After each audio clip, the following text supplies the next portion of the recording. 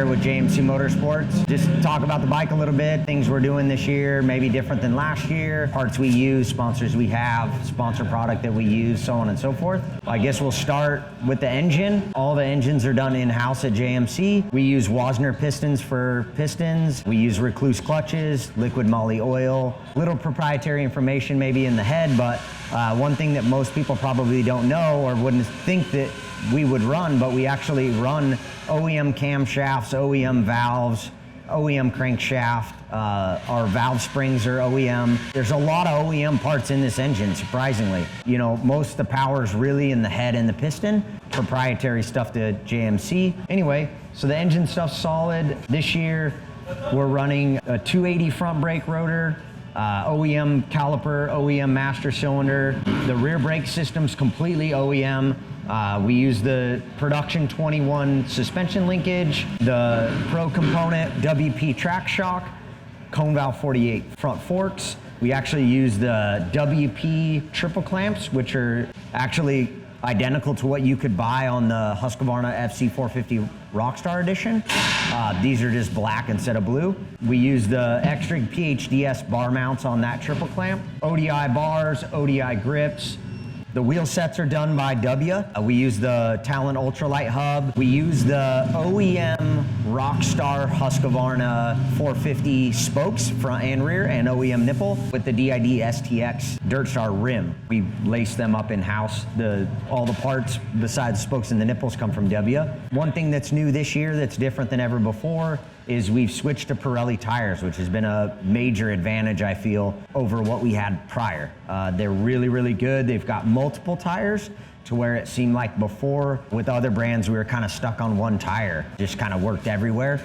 With Pirelli, we have, mid-soft tire, mid-hard tire. We have obviously the Sand Scoop tire, which is an option this weekend here at Daytona. We've expected like 80% rain, so potentially we could be on the Sand Scoop tire or the mud tire. That's new this year, which has been really good. We use a different fuel tank. You can actually buy it in the Husqvarna Power Parts catalog. They call it the factory tank. It's a half a pound lighter than the production tank. As far as the frame, we modify the subframes in-house at JMC.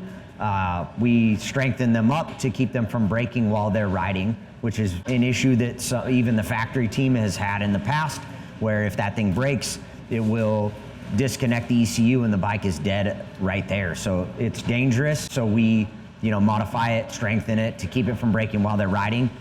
In a crash, anything's possible. Things break, even aluminum subframes bend. So in a crash, stuff's gonna break, but the big thing is to keep it safe when the rider's on it. Another thing that I'd note, we use engine ice coolant. I didn't mention that before. We also use oversized radiators. They're actually also available in the Husqvarna Power Parts catalog. They're quite a bit bigger, a little bit more capacity. And then we also run a fan on the bike. Not 100% necessary, but we've seen some really high temps before, and especially in a mudder this weekend, if potentially it is a mudder, then it can kind of help control it from, once it does get hot, from keeping going and getting overly hot. Yeah, another thing this year, we are doing all our graphics in-house at JMC, designed, printed, everything right there at JMC, which is really cool. I'm pretty pumped obviously on the tires, but the graphics thing is really cool. This year also we went with more of a black theme. In the lights class we run black backgrounds, and we have issues where the riders squeeze so hard in the whoops and in the obstacles that they'll kind of tear the graphics up a little bit on the back. So running it black in the back, we can trim it really tight around the number and not have issues with the graphic peeling, so on and so forth. So it's kind of a durability thing, but that was something that we kind of brainstormed through the off season. We test fitted a bunch of colors and plastics to try to kind of see, what kind of variation we could do with the black and the white. I think we came up with what we feel is best. It looks really sharp. So we're pretty excited about that. Another thing that we run on the bike that really helps with handling is we use a OEM Honda rear axle. And the reason we do that is the OEM Husqvarna KTM rear axle, the axle block is captured, threaded onto the axle on the left side, where the right side is floating. So what happens is when things are trying to flex independently, it creates a bind on the left side. So the Honda axle floats through the axle blocks. We We get the axle block sourced from Ride Engineering. That's one thing that really helps the bike stable in the loops. You're not getting any side-to-side flex or twisting because they can flex independently. So that's another thing that's really good. Carson and Rambler both are running the Raptor peg. The Apex peg, it's titanium. Another key component of this whole package is Yoshimura exhaust. Those guys have been incredible in developing of this engine package. We've tested a lot of different pipes with them. They really built this pipe to suit what we were looking for. And believe it or not, this is the pipe that anyone can buy. It's the off-the-shelf pipe. You call up Yoshimura and order the pipe. This is the pipe you're gonna get. We developed it with them. The joints are all billet steel, so you don't get any problems where other exhaust manufacturers just use the tubing and flare another tube and just overlap it. So, well, you get it's weak. So with these, they build a billet joint. So it's really strong. They have a billet joint at the head, billet joint at the mid pipe, and the muffler's design is just incredible. It works so good. They're just such good guys. Big E, all those guys over there, they take care of us very well. And we wouldn't be here with the numbers that we're producing without them. They're a huge piece of the pie, for sure. So over here we have Martin Costello's race bike. Some of the things that's different about Martin's bike than Carson and Rambler's bike is Martin's a little bit shorter than those guys. So we suit that by having some foot pegs built. They're actually plus 15 millimeters. They're huge, but it allows him to get up off the seat a lot more and be more in the bike than too low and not being able to move around. That's a key thing for Martin. Another thing that Martin is running that the other guys aren't is we've been testing this front brake caliper from a company called Works Parts Factory. Eric Musling sourced it for us. He, I believe, builds them in-house there. It's billet. It's got a 30 mil. It's got what they call a Cyclops piston setup, where it has one 30 mil piston and another 27 mil piston, which allows for equalized pressure on the rotor as it's going through. The leading piston isn't overpowering as the rotor is coming through, so it has a better feel.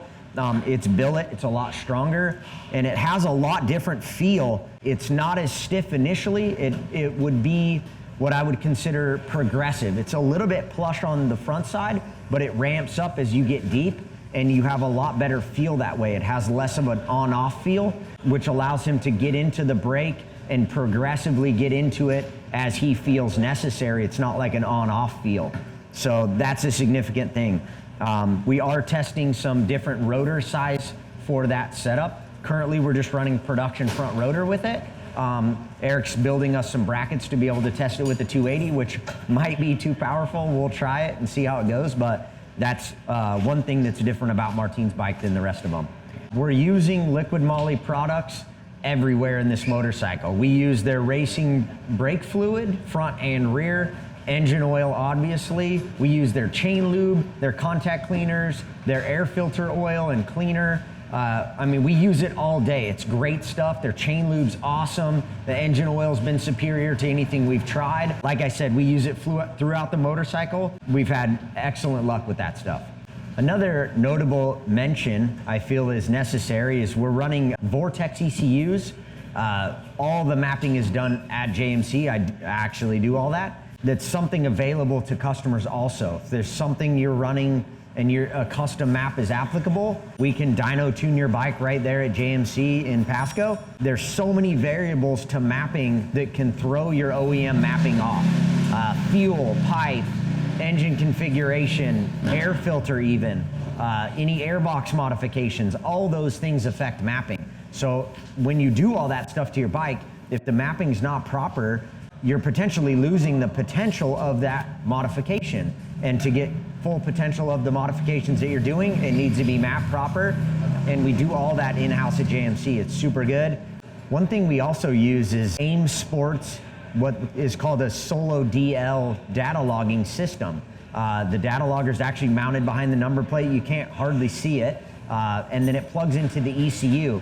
and it has all GPS capabilities, and it also sees everything that the ECU sees. So every sensor reading, engine RPM, throttle percentage, coolant temp, intake air temp, manifold absolute pressure, all those sensors are logged in the data logger. So when they come off the track, we can pull data, look at all the parameters. If they're having an issue, it helps us look at the data, determine where it's happening, and then look at the data and see, like, okay, what's happening at that particular moment, whether it's a sensor that's giving us a bad reading or it's a mapping issue based on weather, all that sort of stuff that changes. So the data can be analyzed by their trainers to see if, you know, the rider might say, hey, I'm hitting the whoops wide open, and we can pull data and be like, no, bro, you're going into the whoops at 50%. So it just takes that margin of error out of it. Of course, riders don't like it, but unfortunately, technology has caught up to that. So it's available to anyone who wants to buy it. If they have Vortex ECU, you literally buy the data logger from AIM Sports. You already have the ECU. You can buy the data cable either from AIM Sports or from Vortex Direct from Richard in Australia. The shipping's pretty quick, and you can mount that thing up. The software's free, and you can plug into that thing, and it'll give you a full map of the track, everything you just rode, and you can literally screenshot at every single point on the track based on time what data it's reading. So it's very beneficial. If you're one of those guys that wants to geek out and analyze what they just did, it's an awesome tool. So if you guys learned something, it's good to talk about the bike and, you know, maybe talk about things that you can't see or that aren't as obvious. If it's something you guys are interested in, feel free to reach out to us. You know, you can reach out to the store at JMC Motorsports, talk to the parts guys, maybe they can source this stuff for you.